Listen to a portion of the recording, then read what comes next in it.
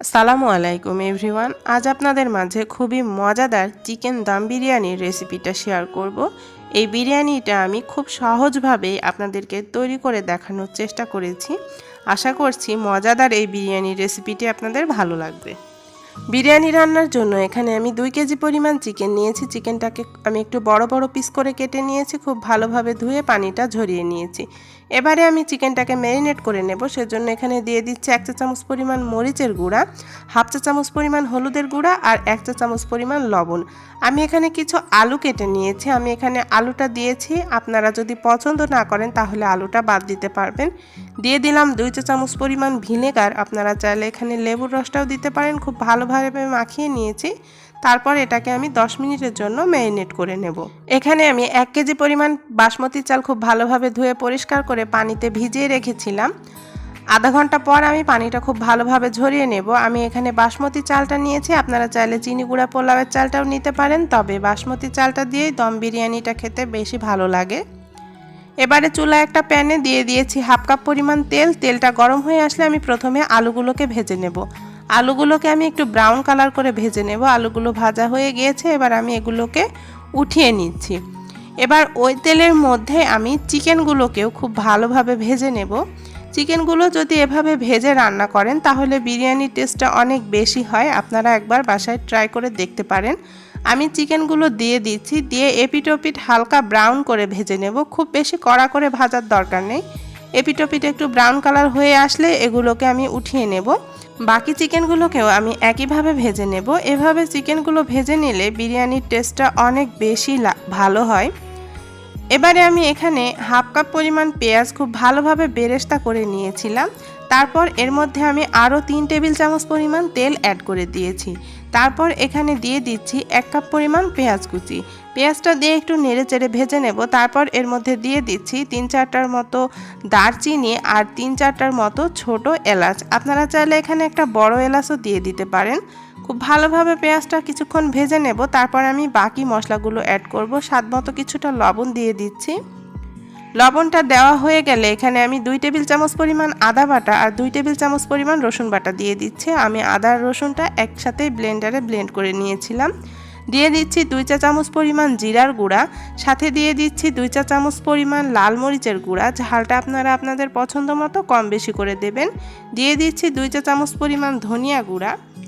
এবারে আমি মশলাটাকে কিছুক্ষণের জন্য কষিয়ে নেব। মশলাটা কিছুক্ষণ কষানোর পর এখানে আমি 2 টেবিল চামচ পরিমাণ কাঠবাদাম, সাথে 1 টেবিল চামচ পরিমাণ কিশমিশ আর 1/2 কাপ টক দই ব্লেন্ডারে খুব ভালোভাবে ব্লেন্ড করে নিয়েছিলাম, সেটা দিয়ে দিচ্ছি। আপনারা চাইলে এগুলোকে আলাদা করেও ব্লেন্ড করে নিতে পারেন। এবারে দিয়ে দিলাম 2 টেবিল চামচ পরিমাণ টমেটো সস। সামান্য একটু পানি দিয়ে দিয়েছি মশলাটা কষানোর জন্য। দিয়ে খুব ভালোভাবে মশলাটাকে কষিয়ে নেব প্রায় 5 থেকে 6 মিনিটের মতো, যতক্ষণ না পর্যন্ত মশলা থেকে তেল উঠে আসছে সেই পর্যন্ত। কিছুক্ষণ পর মশলাটা খুব ভালোভাবে কষানো হয়ে গিয়েছে। এ পর্যায়ে দিয়ে দিচ্ছি 2 টেবিল চামচ পরিমাণ রেডিমেড বিরিয়ানি মশলা। এবারে যে পেঁয়াজগুলো বেরেস্তা করে রেখেছিলাম সেই বেরেস্তা করা পেঁয়াজটাও দিয়ে দিলাম। দিয়ে মশলাটাকে আরও কিছুক্ষণ খুব ভালোভাবে কষিয়ে নেব। মশলাটাকে খুব ভালোভাবে কষিয়ে নিতে হবে। মশলাটা কষানো হয়ে গেলে আমি ভেজে রাখা চিকেনগুলো দিয়ে দিচ্ছি। চিকেনগুলো দিয়ে এই মশলার সাথে প্রায় 6 থেকে 7 মিনিটের মতো খুব ভালোভাবে কষিয়ে নিতে হবে। কিছুক্ষণ কষানোর পর আমি ভেজে রাখা আলুগুলো দিয়ে দিচ্ছি। আলুগুলো দিয়েও এই চিকেনের সাথে খুব ভালোভাবে কষিয়ে নেব। চিকেনটা খুব ভালোভাবে কষানো হয়ে গেলে আমি এখানে প্রায় 1 চামচের মতো চিনি দিয়ে দিচ্ছি। যেহেতু আমি টক দই ব্যবহার করেছি তাই এখানে চিনিটা দিয়েছি, আপনারা চাইলে বাদ দিতে পারেন। চিনিটা দিয়েও খুব ভালোভাবে কষিয়ে নিচ্ছি। কষানো হয়ে গেলে এখানে আমি প্রায় 1.5 কাপের মতো পানি দিয়ে দিলাম চিকেনটা সেদ্ধ হওয়ার জন্য। এবার চুলার আঁচটা মিডিয়ামে রেখে একটা ঢাকনা দিয়ে ঢেকে আমি এটাকে 10 মিনিটের জন্য রান্না করে নেব। 10 মিনিট পর আমি ঢাকনাটা উঠিয়ে নিচ্ছি। চিকেনটা রান্না হয়ে গিয়েছে, ঝোলটাও টেনে এসেছে আর সামান্য একটু গ্রেভি রয়েছে। এই অবস্থায় আমি এটাকে চুলা থেকে নামিয়ে নেব। যেহেতু আমরা বিরিয়ানিটা দমে দেব তাই আমি এখানে সামান্য একটু গ্রেভি রেখেছি। আপনারা চাইলে গ্রেভিটা পুরোপুরি টানিয়ে নিতে পারেন। এবার রাইসটা রান্নার জন্য চুলায় একটা পাতিলে আমি পর্যাপ্ত পরিমাণ পানি গরম বসিয়ে তাতে দিয়ে দিলাম 2টা তেজপাতা, 2টা এলাচ, 2টা দারচিনি। দিয়ে দিচ্ছি 1 টেবিল চামচ পরিমাণ তেল। আপনারা চাইলে এখানে 1 চা চামচ পরিমাণ শাহি জিরাও দিতে পারেন, তবে আমার হাতের কাছে ছিল না তাই আর আমি দেইনি। দিয়ে দিলাম 2 টেবিল চামচ পরিমাণ লবণ। লবণটা একটু বেশি দেবেন যাতে রাইসটা রান্না হওয়ার পর লবণের পরিমাণটা ঠিক থাকে। এবার আমি পানি ঝরিয়ে রাখা রাইসটা দিয়ে খুব ভালোভাবে এটাকে রান্না করে নেব, প্রায় 80%-এর মতো। রাইসটা যখন 80%-এর মতো সেদ্ধ হয়ে যাবে সে পর্যায়ে আমি এটাকে চুলা থেকে নামিয়ে খুব ভালোভাবে পানিটা ঝরিয়ে নেব। আমার রাইসটা রান্না হয়ে গিয়েছে, এবার আমি এটাকে চুলা থেকে নামিয়ে নিচ্ছি। এবার আমি বিরিয়ানিটা দমে দেব, সেজন্য এখানে একটা পাতিল নিয়ে নিয়েছি। তারপর যে রাইসটা পানি ঝরিয়ে রেখেছিলাম সেখান থেকে আমি কিছুটা রাইস দিয়ে দিচ্ছি। তারপর ওপর দিয়ে আমি অর্ধেকটা পরিমাণ রান্না করা চিকেন গ্রেভি সহই দিয়ে দিচ্ছি। আমার চ্যানেলে আরও বেশ কিছু বিরিয়ানির রেসিপি রয়েছে, আপনারা চাইলে দেখে নিতে পারেন। আমি ডিসক্রিপশন বক্সে ও আই বাটনে লিঙ্কগুলো দিয়ে দেব। চিকেনটা দেওয়া হয়ে গেলে আমি ওপর থেকে আরও কিছুটা রাইস দিয়ে দিচ্ছি। রাইসটা দিয়ে খুব ভালোভাবে সমান করে বিছিয়ে নিচ্ছি। আমার পাতিলটা একটু ছোট হয়ে গিয়েছে, আপনারা চেষ্টা করবেন একটু বড় পাতিলে বিরিয়ানিটা দমে দিতে, তাহলে বিরিয়ানিটা অনেক বেশি ভালো হবে। এবারে যে বাকি অর্ধেকটা চিকেন ছিল সেই অর্ধেকটা চিকেন পুরোপুরি দিয়ে দিচ্ছি। এবার ওপর থেকে 6-7টার মতো আলু বোখারা দিয়ে দিলাম। তারপর যে বাকি রাইসটুকু ছিল সেই বাকি রাইসটুকু আমি ওপর দিয়ে খুব ভালোভাবে সমান করে বিছিয়ে দিচ্ছি। খুব ভালোভাবে আমি সমান করে নিয়েছি। এবার ওপর থেকে আমি 8 থেকে 10টার মতো আস্ত কাঁচামরিচ এভাবে করে রাইসের মধ্যে একটু দিয়ে দিচ্ছি, এতে করে খুব সুন্দর একটা ফ্লেভার আসবে। দিয়ে দিলাম 2 টেবিল চামচ পরিমাণ ঘি।